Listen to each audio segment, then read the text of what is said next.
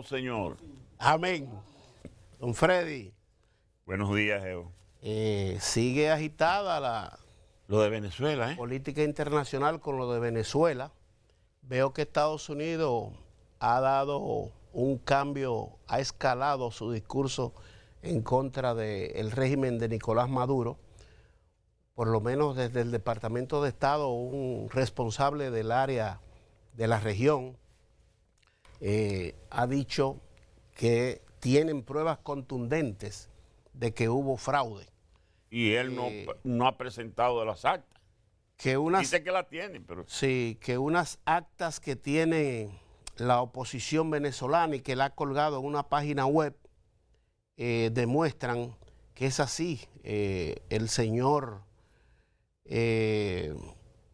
lo tengo por aquí, con evidencia irrefutable, dice Brian Nichols, que es el encargado del Departamento de Estado para Latinoamérica, dice que existen evidencia irrefutable para declarar la victoria del candidato opositor Edmundo González Urrutia, no ni siquiera de revisar actas para verificar. Ya están hablando que tienen evidencias que reflejan algo que él señaló en una reunión de la Organización de Estados Americanos en Washington, OEA, donde ayer no se pudo aprobar una resolución de intensificar los cuestionamientos al gobierno de Nicolás Maduro.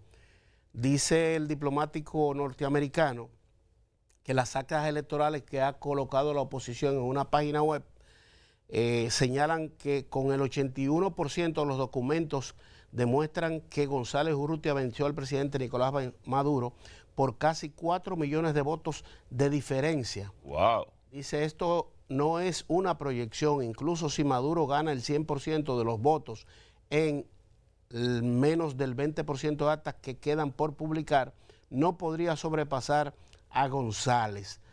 Es una situación que continúa llamando la atención y echando una suerte de pulso en lo que corresponde a intereses geopolíticos. No hay que olvidar que en medio de todo esto están China, que son aliados, y Rusia, aliados o que han reconocido el triunfo de Nicolás Maduro en Venezuela, y esto es como un coliseo geopolítico que se ha estado configurando con un nuevo elemento que es la crisis política ahondada en Venezuela, ahora con unas elecciones cuestionadas, un régimen que no ha permitido el desarrollo del todo de la oposición en un ambiente democrático, que ha habido persecuciones, que ha habido encierro y muchas cosas que se conocen. Venezuela ciertamente es un país que ha ido degradándose en términos de la economía, la producción industrial y muchas expresiones que son propias de un país desarrollado. Venezuela es rico en materia prima, tiene riquezas naturales. Pero tú sabes, Geo, que ahí hay como un papel de doble moral con algunos de los países. Ayer en las votaciones de la Asamblea de la OEA, Brasil, Colombia y México, que están pidiendo transparencia en las acciones de Nicolás Maduro, se abstuvieron de votar en contra. Entonces, tú tienes un discurso para exigirle a esto y cuando va a una decisión internacional, un organismo que tiene el compromiso de presionar, entonces tú te atienes. Bueno, cada estado tiene su forma de llevar a cabo los procesos en estas cuestiones. Usted se fija que a veces quien da unas declaraciones sobre un tema es un vocero de algún estamento menor en algún estado, y no lo hace el jefe del estado, que es el que traza a final de cuentas la política exterior en el caso de República Dominicana y de otros países. Entonces, quizás esos países entienden que todavía no ha llegado el momento de ese nivel de ataque contra Nicolás Maduro y se han quedado exigiendo las actas para verificar todo esto. Buen día, don Dani. Jóvenes, buenos días. Estoy con Freddy 100%. Ahí hay doble moral.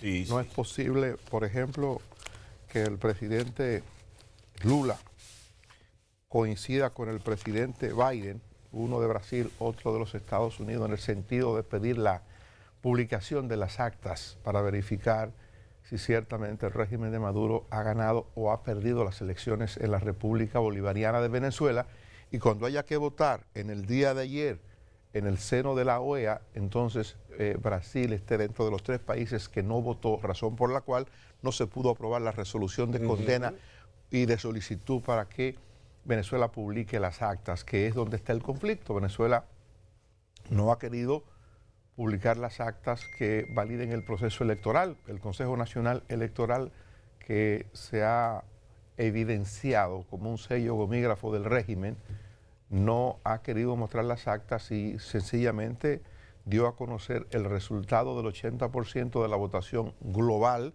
No hubo el escrutinio, el resultado del escrutinio mesa por mesa, como debe hacer y como ocurre en todos los países democráticos. Todos los sistemas electorales son lo mismo. Ellos dicen, hicimos 16 auditorías al proceso. Lo dijo el presidente Maduro y lo dice el Consejo Nacional Electoral. Pero esas auditorías deberían indicar o deberían presentar las actas de cuánto fue la votación en cada centro. ¿Cuántas personas votaron en favor de Maduro? ¿Cuántas personas votaron en favor de Edmundo? ¿Cuántas personas votaron en favor de otros 8 candidatos que corrieron en el proceso? Eso no es tan complicado.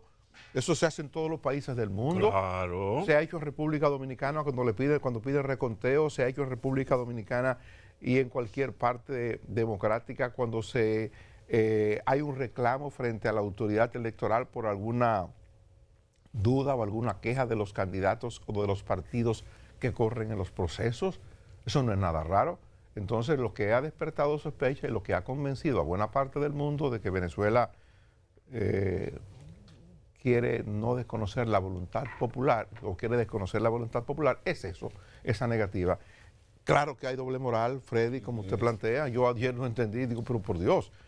Pero un argumento, además, que se utilizó ayer para no votar, por ejemplo, México dice, bueno, y Bolivia lo sostiene también un poco, dice, bueno, pero es que esto es inválido porque ya el presidente, el secretario general de la Organización de Estados Americanos, ha planteado una posición pública, ya hay un prejuicio de parte de la cabeza de la OEA, y fue cuando en el día de antes de ayer, y se publicó ayer en la prensa, el secretario general de la OEA denunciaba el fraude y condenaba al presidente Maduro previo a la convocatoria de la reunión extraordinaria que se convocó para tratar el caso de Venezuela.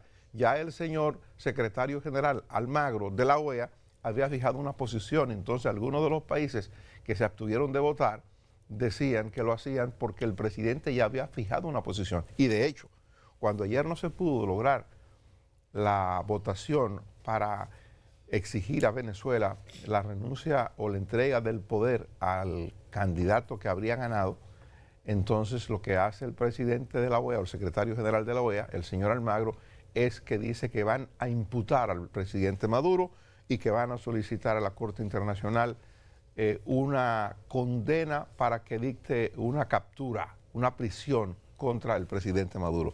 A la Corte Interamericana de... A la Corte Interamericana de Derechos Humanos. Es decir, lejos de buscar su legitimación, la OEA, porque yo entiendo que está librando una lucha democrática y está procurando el respeto de un principio fundamental en la democracia. O sea, yo creo eso, que lo que la OEA está procurando es legítimo. Ahora, lo que no entiendo es la actitud torpe para lograr que esto se consiga, porque eso de alguna manera genera algún tipo de problema en lo que se quiere.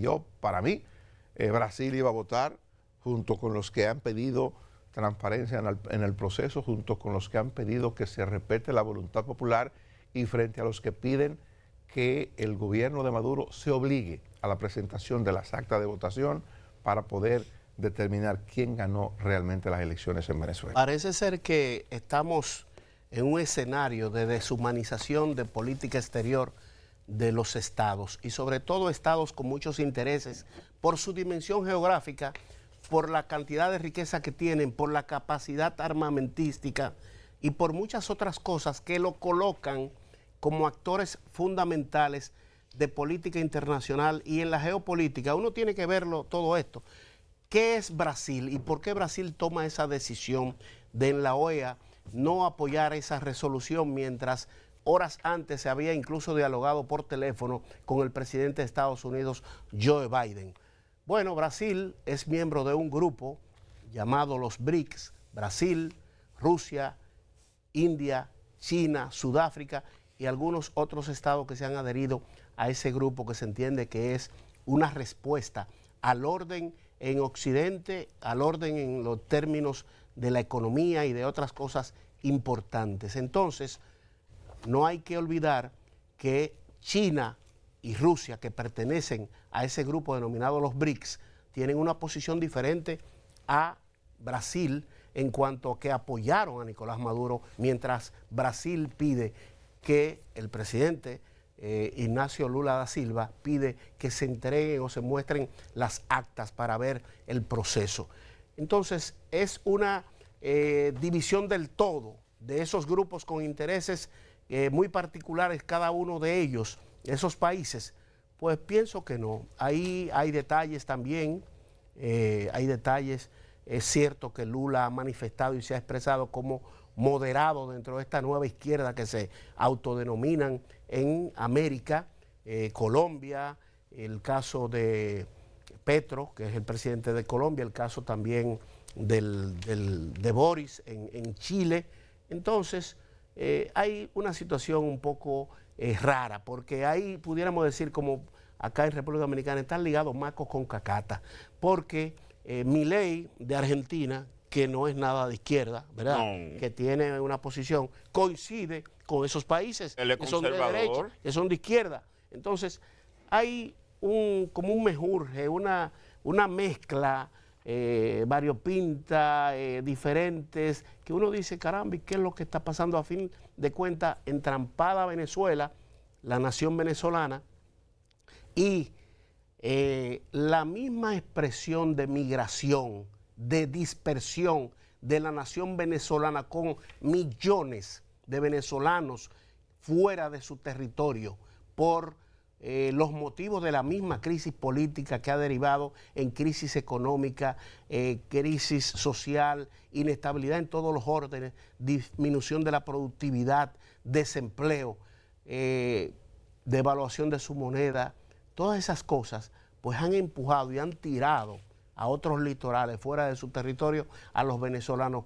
Y Freddy Sandoval ayer refería a alguien que decía que la proyección es que el 40% o más de los venezolanos pudiera estar yéndose del territorio venezolano si esa crisis política, económica y de todos los órdenes en lo fundamental, en una convivencia civilizada en un territorio, se ahonda. Así, mire, hay un planteamiento que me parece que tiene cierta lógica, y es aquel que dice que Maduro, conociendo su progresiva debilidad política, porque él en la campaña se dio cuenta que no tenía más gente en la convocatoria que la oposición, adoptó esa actitud radical de atribuirse el triunfo con la idea de negociar su salida.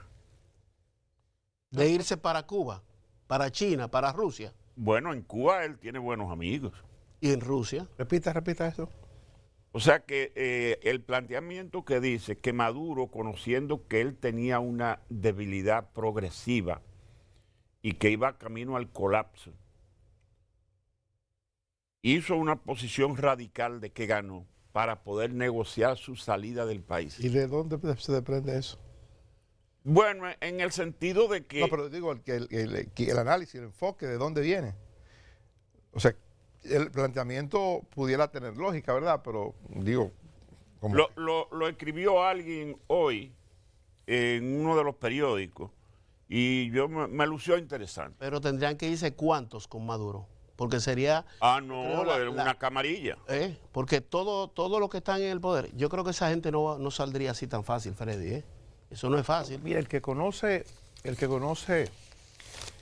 lo que ha estado ocurriendo en Venezuela en los últimos años, el chavismo tiene 25 años ya intronizado en el control del gobierno del aparato militar de Venezuela. Venezuela se ha mantenido, este régimen se ha mantenido porque ha logrado, dicen, dar privilegios importantes a una cata militar que maneja la seguridad interna. Se habla de la presencia de una cantidad importante y abundante de agentes de la seguridad cubana que ayudan y tienen que ver mucho con la seguridad, con el anillo que cuida el presidente Maduro, tiene que ver mucho con el manejo de informaciones de inteligencia, que es lo que permite articular medidas al aparato del gobierno para mantener el control sobre todo el país. Entonces, a mí me cuesta mucho pensar en eso, que Maduro haya concebido una salida parecida, que Maduro haya preparado una escapada, una negociación para irse a un territorio neutral. En un momento, República Dominicana se mencionó como un país que pudiera dar acogida al presidente Maduro cuando tuvo las primeras dificultades en el gobierno, pero Maduro tiene diferencia con República Dominicana. Sí. Yo contaba aquí, o recordaba aquellas declaraciones de Maduro cuando decía que el que se mete con Haití se mete con Venezuela, y era en un momento de dificultad de la República Dominicana y Haití, y se entendía en la comunidad internacional que República Dominicana tiene algún problema con Haití. En esa campaña efectiva que nos han hecho para dañar la imagen de República Dominicana y presentarnos como un país xenófobo, como un país que no reconoce a ciudadanos haitianos que han adquirido o son nacionales dominicanos. O sea, hemos tenido una campaña abierta permanentemente en la comunidad internacional de la que nos defendemos cada vez que podemos en cualquier escenario. En ese momento Maduro se mostró en favor de Haití, no de República Dominicana, a pesar de que tiene vínculos con algunas figuras. El caso de Miguel Mejía, hay un vínculo personal primario. Miguel es embajador de la República Dominicana, maneja asuntos del Caribe en Cancillería, y hay un vínculo casi familiar. Pero Maduro tiene su posición con República Dominicana. No creo que seamos nosotros el país que le acoja, pero ciertamente, como dicen ustedes, hay una relación con Cuba. Cuba pudiera perfectamente acogerle. No creo que se pueda ir a China porque ahí se habla otro idioma, ahí se vive de otra manera. Ese no es su medio. Ese no es su medio ambiente, pues, ese no es su agua. Pudiera ser Cuba, pudiera ser México, qué sé yo, pero yo no concibo que su actitud haya sido procurando eso. Ese tipo de ciudadanos que se creen especiales, que se creen que han venido a un escenario y a un momento específico de su historia, se creen que son predestinados y tienen que morirse con la bota puesta, como ellos dicen. Y él le prometió a su líder, Hugo Chávez Frías, que él no iba a desamparar a Venezuela y que él iba a cuidar a su pueblo. Y para ser cónsono con eso, sí, un mesías. Bueno, se recuerda que decía que había un pajarito que le hablaba, ¿verdad? Sí. Ese hombre no tiene, ese hombre es diferente, ese hombre muere ahí.